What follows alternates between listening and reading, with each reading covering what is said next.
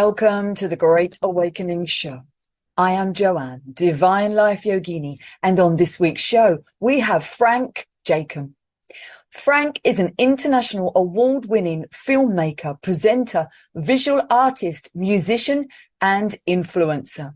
Having teamed up with the US motion picture production company Screen Addiction, his recent films explore the frontiers of consciousness, raising subjects in the films Solar Re-Evolution, The Klaus Donner Chronicles, and Packing for Mars.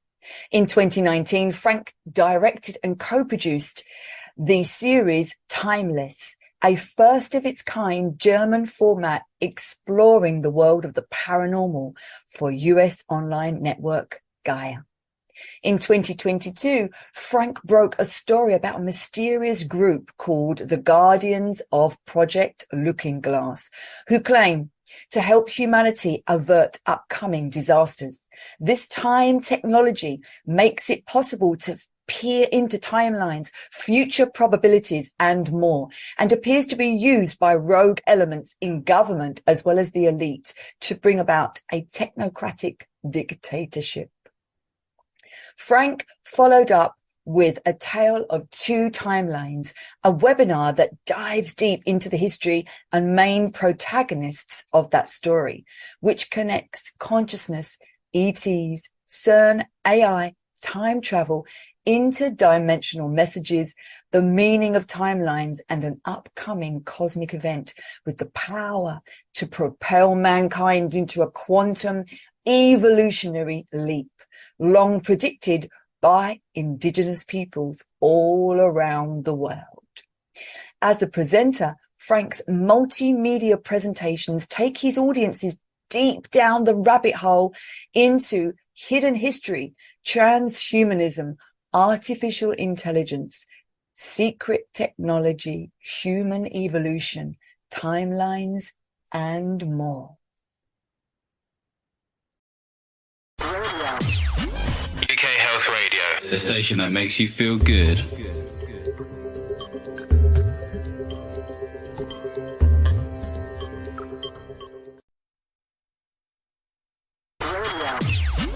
UK Health Radio, the station that makes you feel good.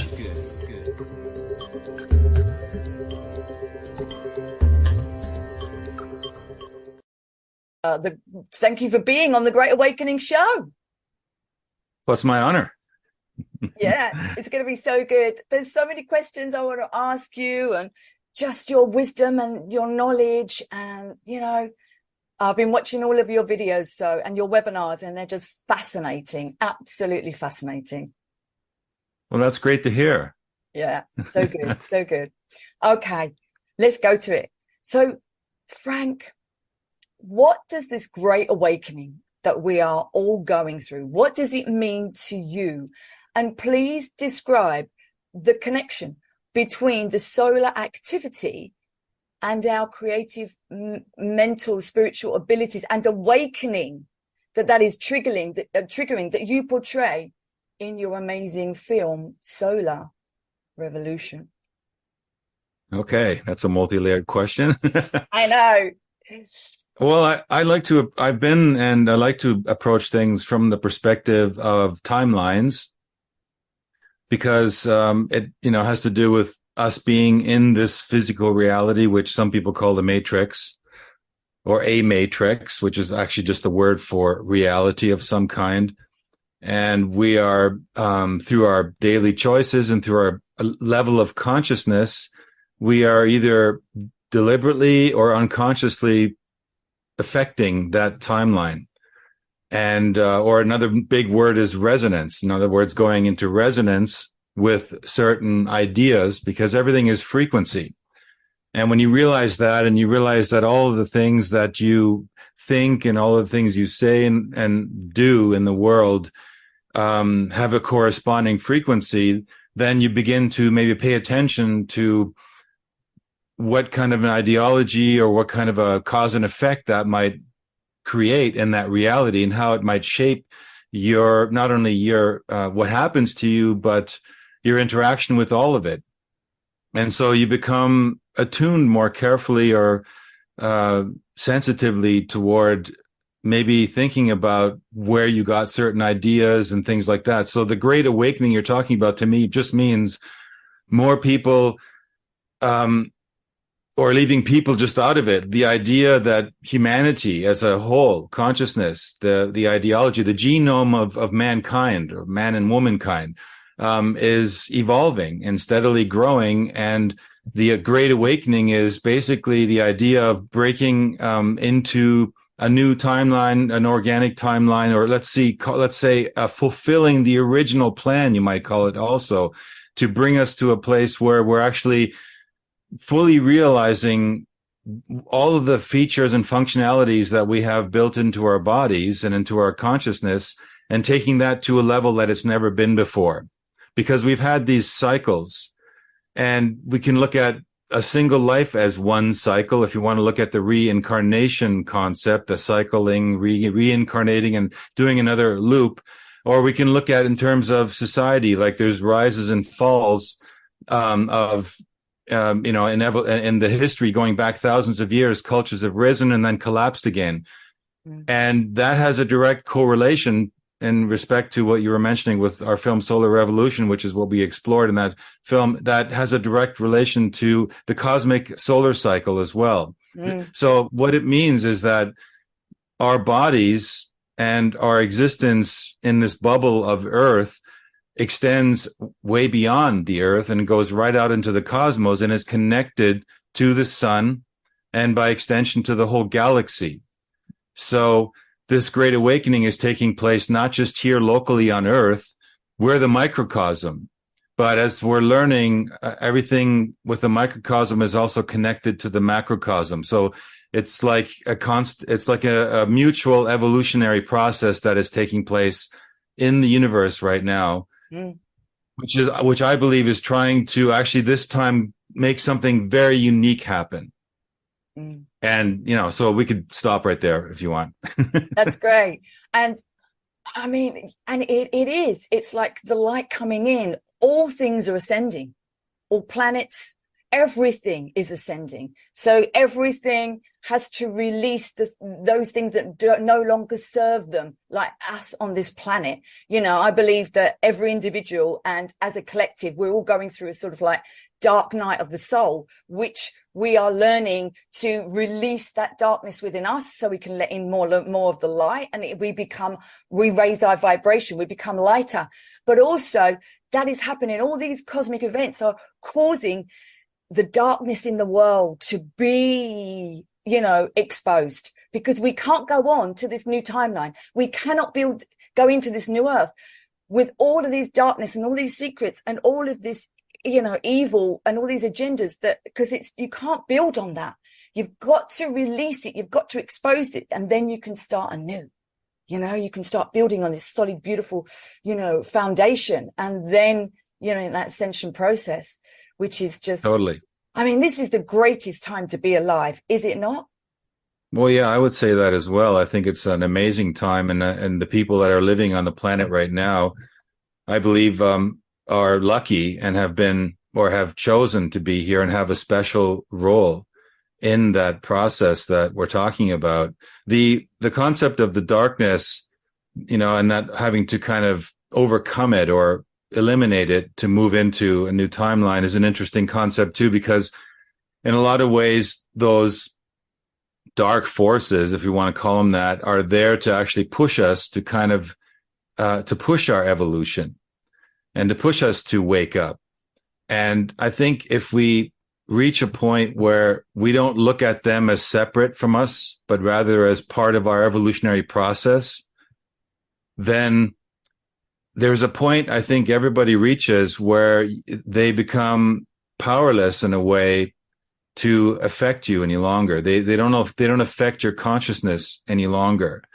They don't affect, in other words, they don't send you into a dark spiral of, negativity or whatever. If you actually look at them as being there to assist you, and you look them right in the face. And so I look at the dark sort of things that are out there more and more as being, they'll be like switched off. they just won't have any power any longer. It's like they can come along if they want, but I've seen them.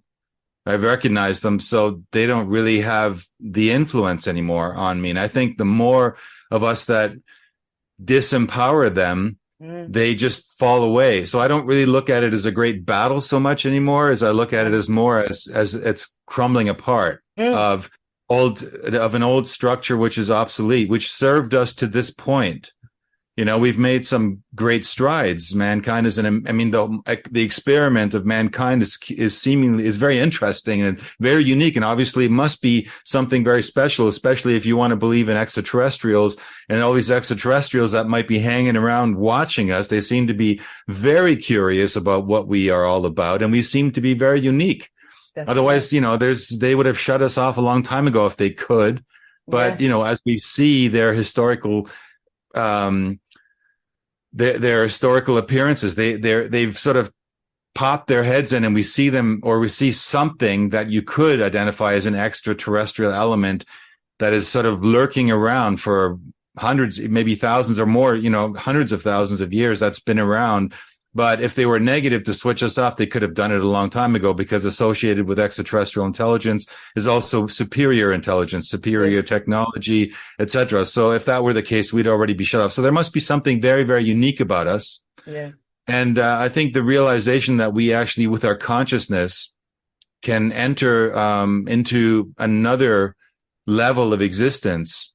And there's even physics to support that, which is something that I got into in my new webinar, The Inner Looking Glass, where it talks about the electrons and the spin of the electron, because I was having a conversation with the biophysicist Dieter Brers about that. And he was talking about how you could, that we know the magnetosphere of the Earth is diminishing and shrinking rapidly, has been for quite some time.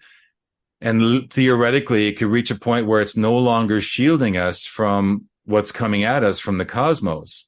And because our bodies are susceptible to cosmic radiation like X-rays and gamma ray, they have an effect on us.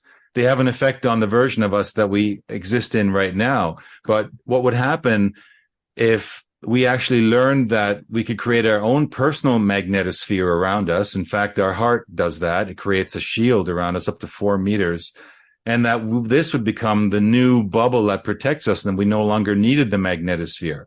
Yes. Then it would mean we would have to enter into another kind of vibration, another vibratory spin, another valence of electron spin, if you want to call it that. So that would make us immune, because all those rays and particles that are now damaging to us are part of an old or an obsolete Earth point 1 frequency humankind. And that would suddenly become ineffectual, because it would only affect those that are still in that version and not in the new version. Yes. So there's a lot of interesting ideas that are coming to light right now that I think that we need to be talking about. And even if they're very fresh and probably very foreign to a lot of people, I think when we start to embrace these ideas and talk about them openly, then we enhance or increase the probability of them actually integrating into our reality. And it's really wonderful that you were saying about, the darkness, and because, the heart having that protection, because, as a Kundalini Kriya yoga, I bring up the Kundalini, into the third eye, which is like the antenna, and, the protons of divine intelligence of God, Goddess, the light. This is it. It's the light and the divine love light energy, I call it, fills me up. I can't get anything from that 3D world. I have to go within to get that. But it's like when that happens, it activates the crown chakra, which is the halo, and it brings that toroidal field, that auric field of light over you, which is your armor of God, which is your armor of divine, if you want to call it. So that negativity repels. So, it's like the darkness, you transmute it. And in that darkness is the seed, is the light, the golden light of enlightenment. We have to go in it, and we have to embrace it, because it's part of us. We come from the oneness, come down into duality to find that balance again, don't we? To find that, and that's just that protection. It's like that heart, it's that protection. It's just, and we are it. This is the biggest thing that the dark ones have taken us away from us, I believe, is our divinity. our divinity, our light, our love, the truth of who we are, the soul consciousness, which is in every single consciousness, in all souls. There's only one soul shared by every soul on this plane, this realm. And it's remarkable. And they've told us we are sinners. We are nothing. We are, and I think that's been the worst thing that they have put on us. But this is the awakening, isn't it? And we're awakening to our potential. UK Health Radio, the station that makes you feel good.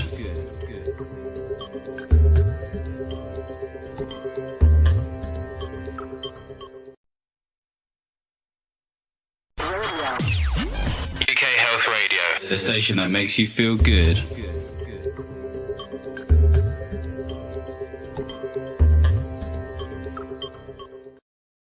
And also what you're saying there is really important, because they've got us looking on the outside. Yeah. Everything is stimulus for 3D out there, out in space, out and everywhere.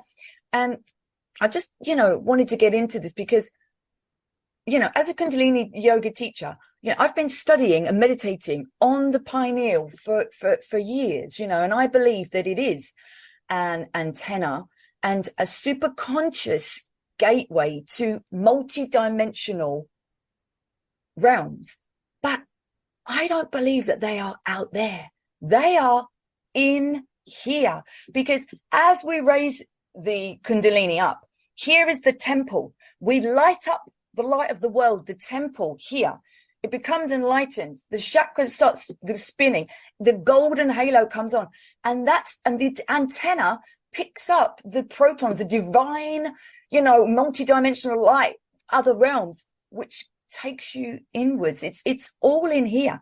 They get us to think that it's out there, because if we started using this spectacular Kundalini and sacred pineal gland that we have, we would be super powerful, incredible, super conscious beings, which we are going to evolve into, the light energy beings, because it activates the Merkaba, and we can fly and go to anywhere we wish with inner space. It's not outer space, is it? Well, you tell me, because I want to know all about how you see the pineal gland, the sacred pineal gland. And please give us your knowledge and your wisdom about what I've just said. Do you believe that is true about inner space? Yeah, I mean, you're touching on stuff that I just, I cover in this new webinar that I've come up with called that's why I called it the inner looking glass. Or actually, that was the word my partner Tanya came up with. It's brilliant, because it was like we've gotten into the looking glass in terms of looking outward, right? But we actually have this ability, this gateway, this stargate within our heads, which is like an Einstein-Rosen bridge, which connects us to hyperspace. And that makes us unique from all other creatures in the universe. I mean, there's other creatures that have pineal glands, but ours has a very unique function in that it opens us up to this other level of consciousness. In fact, as Dieter Burr says, no pineal gland, no awakening. Yes. So you need it, we need it. And it's been, and science looks at the pineal gland as being something which is atrophied. It's bigger when you're a baby, and then it shrinks and atrophies, and it really doesn't serve any useful purpose other than secreting a couple of hormones to regulate your circadian rhythm. But the study of consciousness has resulted in the discovery of the pineal gland being that particular organ in our bodies, which is 100% linked to our consciousness.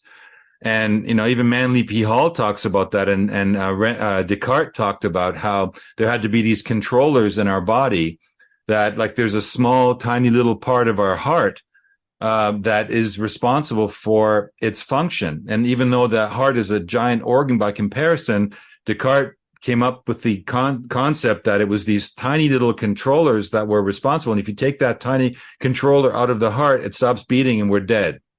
And he also basically came up with the understanding that within our brains, which is a large organ, there's a tiny little controller.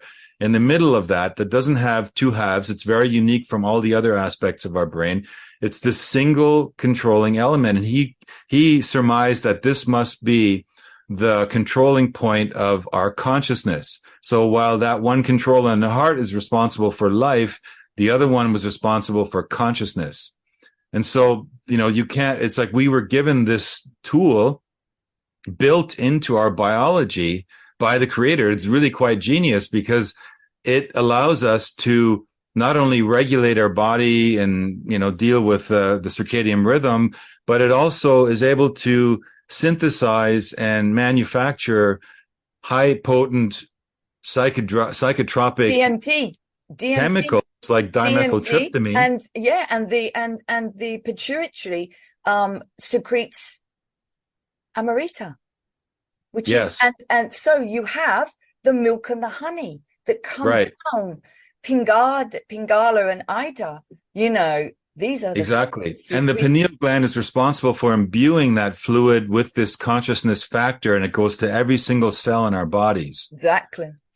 Right. So when they started to research consciousness, they quickly realized that the pineal gland is very, very important in that. And so the study of the pineal gland became classified material. Because they don't want us to know. They don't want us to know. Right. They don't want us to know. Absolutely not. And so when Dieter brought out his latest book was called Pineal Gland Classified. It was still in German called Verschlusssache Zirbeldrüse. And I was talking to him about it. I'm going like, why are you calling it Pineal Gland Classified? And so he, at the end, of the book, there's like half the book almost is just studies he cited that were done, which are about consciousness, which have to do with the pineal gland. And they knew that. And they essentially, everybody who came along, and he was part of a research team that was in the 80s was researching it. And whenever they kind of reached a certain level of understanding, they got visits from military people that were like, oh, that's interesting what you're doing here. That's cool, Yeah, right. But they weren't able to publish any of it. And they weren't able to spread the information to anybody else. So he realized that there was really this conspiracy to denounce anybody who was making any claims about the pineal gland on the one hand, and to downplay its significance for anybody who decided to show an interest in studying the pineal gland as like, hey, don't waste your time. It's just an atrophied organ. It has no real function. It's like the appendix, of the intestines. It's just there. It's an old remnant of our evolutionary process. Doesn't have any significance. And when in fact, exactly that is the reason why it is so important. And so, you had a lot of that going on to block this research, and it ties also into our DNA as well, because the DNA is the blueprint for how our bodies grow and our humanity evolves. And there's people out there right now that are working on altering our genome. Yes. And so you have to ask yourself, like, why are they so busy and so excited and so in a rush to introduce elements into our genome that will alter it? Because we already have things in our genome that are undiscovered. And most of the things in our genome that are leading to, what they're trying to eradicate, diseases and things, they were brought on by usually industrial toxins, which were created by cabal members in, years past to begin with. So if we actually eliminated all those toxic elements that are not just chemically based, but also the electrosmog, the types of frequencies that they expose us to around us that impair us as well. Alone, just doing those two things would actually lead to a whole new era of enlightenment, especially if these cosmic energies are coming to stimulate us.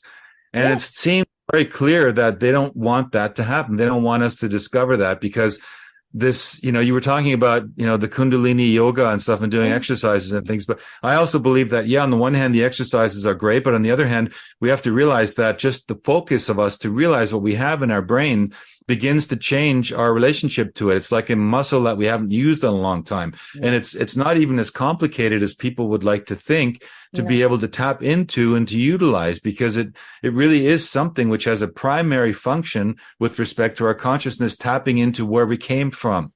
But, we know that the idea of where we came from itself is very controversial. And so they would rather like us to think that we are all here, we're all affected, we're limited, we're affected by things from the outside, exactly like you were describing. Exactly. And, that's why, I mean, it's not really difficult, to sitting and meditating, close off the light and see the light of the pineal, and you will build it. You're building your temple light. It gets bigger and more and more and more. It takes time, but you are connecting, you're communing, and then that light comes in and that heals your body. You start to get divine intelligence. You start to get ideas to go forward in your life and create wonderful things. This is how it works, and that's why, exactly. And that's the beginning of enlightenment, to be a creator, a creatrix. We are built in the image of God, the creator, creatrix, God, goddess. So this is who we are. This is what we're merging into. But it's like, that's why they don't want us to know these deep secrets. That's our superconscious potential. They can't having that at all.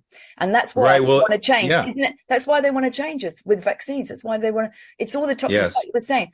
And isn't that the first stage of AI?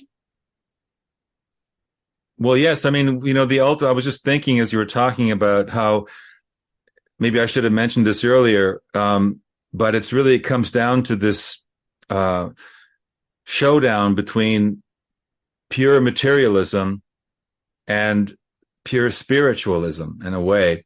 Yes. Spiritualism being the complete evolution, or the evolutionary completion of what we came here to manifest in human form and to embody in the human form, versus materialism, which is all about limitation and control.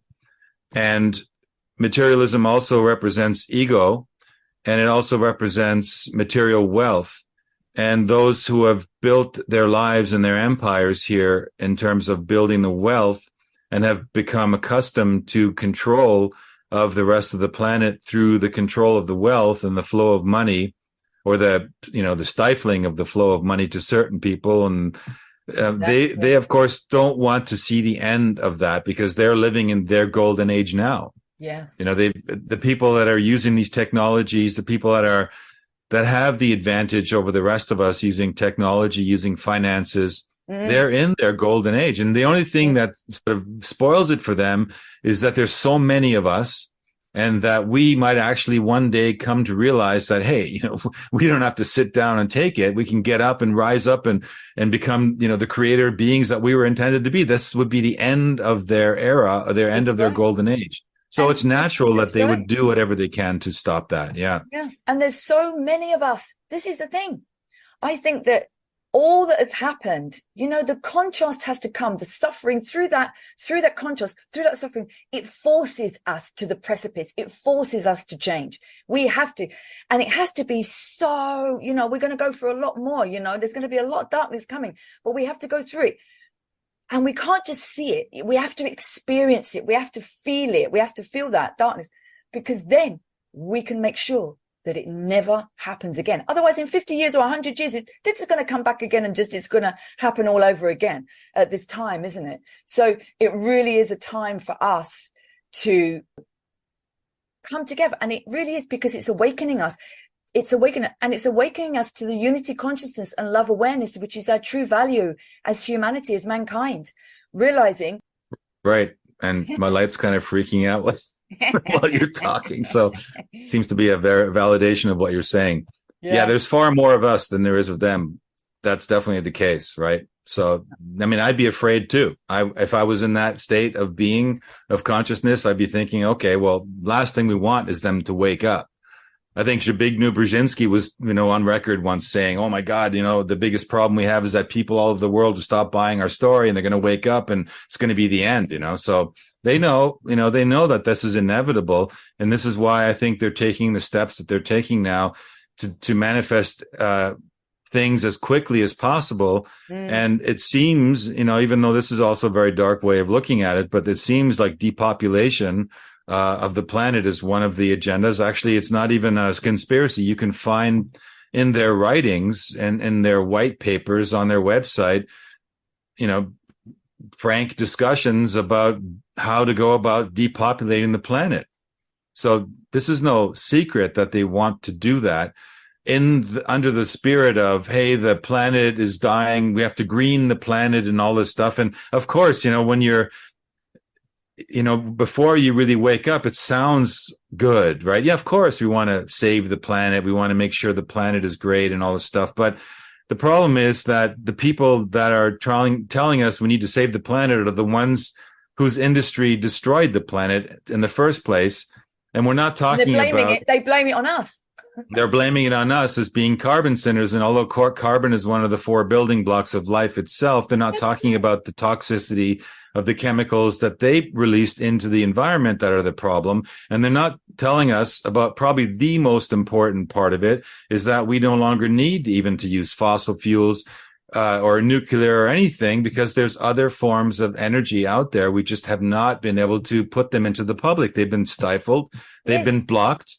There's healing technologies that have been blocked deliberately. This is all on the record. It's all provable. I mean, I did a bunch of shows with John Nolan and Inspired where we just came out and we talked about these modalities, these healing modalities that were crushed, and these, energy modalities that were crushed. Yes. And there's people and names and places. It's not just a conspiracy. It's clear. Those are, it is a conspiracy, but it's not a theory, Yeah. And they've killed them off, haven't they? Anyone who comes out with these wonderful inventions, whatever, gravitational, electromagnetic energy, all of this, all these beautiful ways to run cars on water, they get killed off. It's like, right, exactly. And everyone's instead pushing electric cars, and they're thinking, oh, that's going to save it. But I mean, somewhere the electricity's got to come from somewhere. So that's the part that people tend to forget. It's like, oh, well, where does it come from? Right. So, even hydrogen, it's like, there's better solutions, because the energy to produce the hydrogen is tremendous. Right. So there are better solutions out there. They've been found. They just found it's not safe. And one of the things that I think we need to do in the world is to make it safe for those inventors to come forward and explore. I mean, if I was in charge of if I was the head of a country, like I live in Germany, if I was the head of the German government, one of the first things I would do is put together a fund of, I don't know, some little amount, maybe 10 billion, which is probably about 1/10 of the budget of, for public works or something. And I would put together a fund to pull the 10 most promising free energy devices, inventors forward and give them everything they need and remove the blocks out of the way to develop that technology. Because, hey, if it really is CO2 and it's all about carbon and the solutions, I mean, come on, like it doesn't take an intelligent person, a highly intelligent person,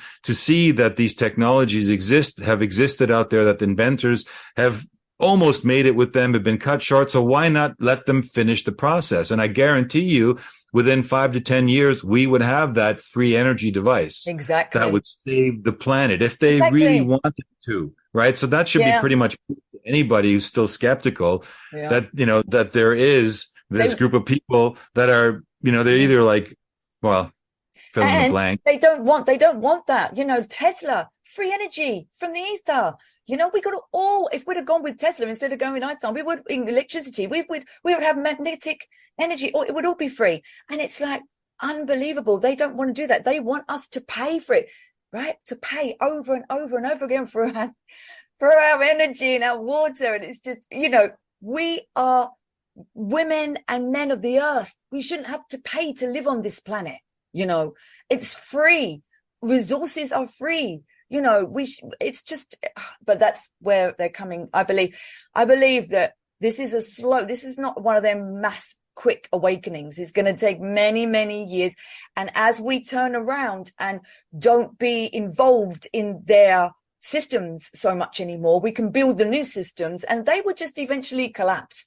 They will eventually collapse and go out because they don't have the people to build them up anymore, and then, more and more we will come back. We will have the technology, but we'll come back into nature. We'll come back to Mother Earth, and we'll use her. We'll be in alignment with the nature and with technology. But I believe that there's such high tech that they have kept from us as well, which is going to come out. It's going to be, wow, incredible. So for our audience, for this last a little bit, It's been so fascinating, Frank. Thank you. Can you just give our audience, give us some guidance on raising our vibration, at this challenging yet enlightening time on earth that we're all going through, just something that we can do, some few things on raising and helping, us when the darkness sometimes takes us over, Yeah. Well, I think, one of the first things that people can do is to look at their diets, and what they're eating and what they're taking into their bodies, because you can do a lot of cleansing. For example, we're talking about if we're talking about the pineal gland here, the pineal gland is something which has been downplayed on the one hand, that it's not something they want us to focus on because it's tied into our raising our consciousness and tapping into hyperspace, literally. But they've polluted it with things that are blocking its function. So I think it's important for everybody to begin to practice a more disciplined form of consumption in terms of and not just, what they're spending money on out there, like thinking about, okay, do I need that? But I think most importantly, what are they consuming in their bodies? Like, what kind of food are you eating? Because those foods, if they're highly processed, they're going to be containing the frequency of the cabal, literally.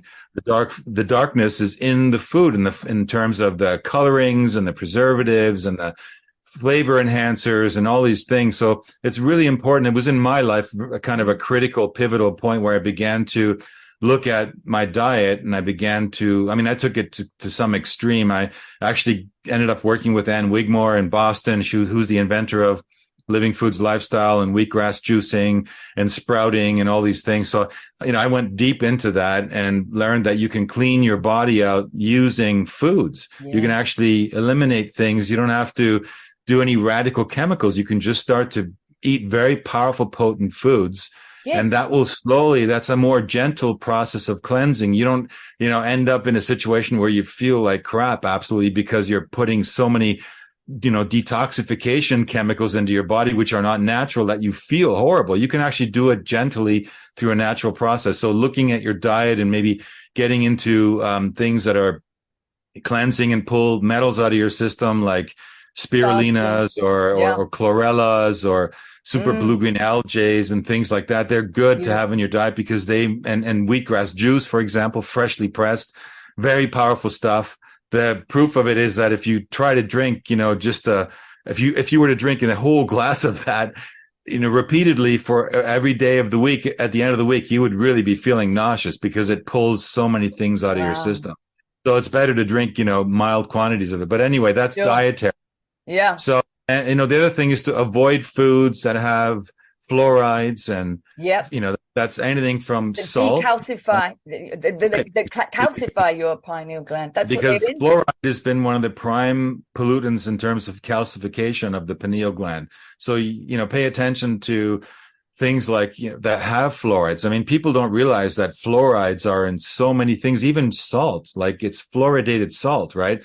So if you eat out a lot, do you know that the guy who's cooking the food in the restaurant that you eat out at all the time is using fluoridated salt or not? Because if it is, then you're ingesting fluoride through the food. It might taste amazing, but it's killing you or it's blocking you inside. So pay attention to things like, table salt, if it's got fluoride, if your tap water has fluoride in it, or if your toothpaste has fluoride in it. Get away from those things. And same with things like, aluminum pots or cups and dishes and all those things, the packaging, things that are in stores, packaging or artificial packaging. Do a cleanse, do a fast if you want. Under the guidance of somebody who's either a doctor or knows what they're doing, so that you can bounce things off of you. Off of them while you're doing the cleanse, because you're going to go through cleansing reactions. Oh, yeah. And these could be mental things that come up because you've got memories stored. We have something called cellular memory. And that means that when we go through traumas, they end up in our cells. We pack them away. And as a protective mechanism, we stick them into fatty deposits in our body. And when we're cleansing, Yeah. we're actually going to start dissolving those and expelling them, but they come up and they will be attached to memories and traumas. So you can be expecting to go through some of that. So you need someone that can help you go through that process and bounce ideas off and help you work that out, not just flushing it from your body physically, but flushing it out of your mind and your own personal magnetosphere out of your body as well. So, you know, and then, So do right. So the other thing is when I fast, I get really terrible headaches and I'm physically sick. It's like a purge. It's purge, purging exactly in all ways. And it's so normal. Important. Yeah. But it's so important, as you said, to eat not the food that they sell in the supermarket. That's dead food. You've got to eat live food that's got the chlorophyll, that's got the pranic energy in it, life force energy. Eat the prana. We need that inside of our bodies. You know, we are alive. We eat live foods. So important.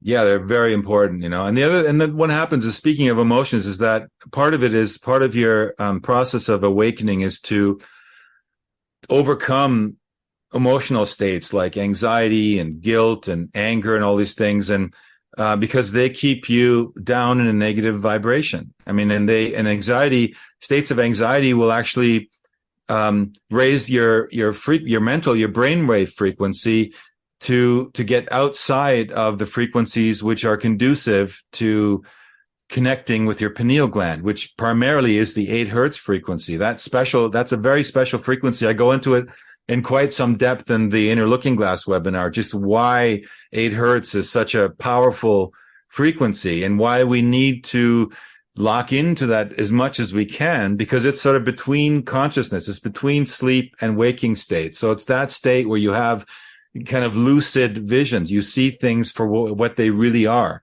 It's very, very unique. And if you're in anxiety or in fear and anger and stuff, you'll get into a fight and flight mode. So your brain is all active and your frequencies increase. So because you're trying to escape, the dinosaur or whatever coming after you. Right. So, so learn to just kind of overcome those when you feel them coming. Look at them more as, okay, here's that wave again. So like, I'll just step aside or, just observe it. And that's sort of also part of something that I call like, a mental hygiene. When you observe, you start observing those states, not just emotional, but also the mental states. You start observing things very carefully, like to ask yourself, I used to think this. And whatever it is, something that maybe blocks you, or something that makes you judge something, or have a very finite perspective on conspiracies, for example. Well, think about, where did that come from? Where did that thought originate? Was that an original thought, or did I just pick that up from someone who passed it along to me, who probably also just picked it up from someone and passed it along? So in the end, if you follow a lot of these thinking patterns that you have, you realize that most of them aren't even you, and most of them don't belong to where you want to go. And, the goal is you want to find who you really are and rediscover your creative abilities and the fact that you're a creator being. And we want to be anchoring in the frequency of this new timeline that has been predicted to happen. It's the one that the universe wants to land on, because again, we are a microcosm and the universe is a macrocosm, but we're connected. We're connected to them simultaneously. So when you start cleaning up these thinking patterns and these erroneous ideas and the emotions that you're overcome by, and you start to realize that you can actually control them. I mean, you're never going to control all of them. And it's important never to feel guilty because you're not able to get there right away. It's normal. It's absolutely normal to have these states. It's absolutely normal I get angry all the time still. It's just the only difference is the more awake you get, the quicker you get back to your equilibrium. Exactly. The quicker you come back into balance. Right. And and so I went through that again. It was another reminder. It was just there to test my ego, see how much I still have of that negative. I mean, the ego is just helping you to navigate the world out there. It's kind of your shield, but it shouldn't be all you are. And so, you begin to put it in its place and put yourself in a more predominant space. And even the idea to think about, who am I really? Right. And why am I here now? And what is the potential for me to do something? I mean, the potential for us to participate in the creating of this new universe has never been better. Yes. Okay. We have all the aspects of qualities that could affect our consciousness have never been and more favorable than they are now. And, one of the things that Dieter Burrs and I were talking about is how, like, yeah, there's a lot of these things happening. Like, we're getting this increased radiation and gamma rays and energy from the center of our galaxy. Yeah. In and of itself, it's an interesting anomaly, but put together with all the other things that are going on right now, it's simultaneously, and it's no longer, it's no longer an anomaly, an interesting phenomena. It's actually, an orchestration of some kind. It's like all these strings are being pulled, which just happen to be optimal for pushing our evolution as human beings. Yes. And for us to live our best possible timeline, the paradise timeline. I call it the paradise timeline, that's what it is. The best possible future outcome for humanity. And the more we awaken ourselves, earth peace through self peace, the more we do that, the more, every light starts shining. And then, we can all raise up and we can all create that together, create the world timeline. Right. That's what I was saying, like with the frequency anchors. We're all frequency anchors. And it sounds like almost impossible, but it's actually so simple. If you begin to shake off these patterns and you begin to think, who am I? And you begin to visualize, because another organ that works in tandem with the pineal gland is the hippocampus. And that's the organ of our brain responsible for long-term memories and pictures, putting things to pictures. So it's about visualization. So if without a hippocampus, you might be able to live and do things and seem normal, but you'll never be able to create. You'll never be able to visualize. And creation has to do with having vision. Yes. So once you've kind of begun cleansing this stuff out of your system, you'll eventually realize, okay, well, what do I, this natural organic timeline, this ideal, as you called it, paradise timeline, what does that look like? And just having glimpses and flashes of what that looks like will immediately begin to do what I'm talking about, anchoring in that frequency, because those flashes of ideas and visions are usually accompanied with joy and, and love for others, that are waking up, and compassion. And another big one is empathy, right? Empathy is something that is more, there's these diametrically opposed things happening in the universe right now, where there's these rising of narcissists versus a rise of empathy. Empathy being, if you step into your empathy, you're feeling more. You're feeling your fellow beings more. You're resonating more with them. So that's another big part of it. And so the more of us begin having these ideas and seeing these flashes and feeling these powerful feelings of empathy and joy and love for the greater, not the kind of love like, oh, I love chocolate chip cookies, but that's one form of love. But this greater love, right? Light oscillating vibrational energy, if you want to call it. But just, this idea of that there's something better in store for us. We don't have to settle for the materialist version, the transhumanist version. I guess we haven't talked about that too much, but transhumanism is this idea that people are putting out there that they can make a better human than the human that was made by the creator.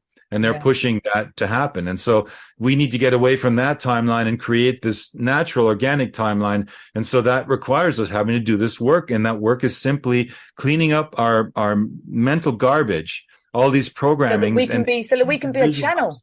And then we open that channel, and that's where the pineal gland is so important, because without that, like I said earlier, without that, there is no awakening.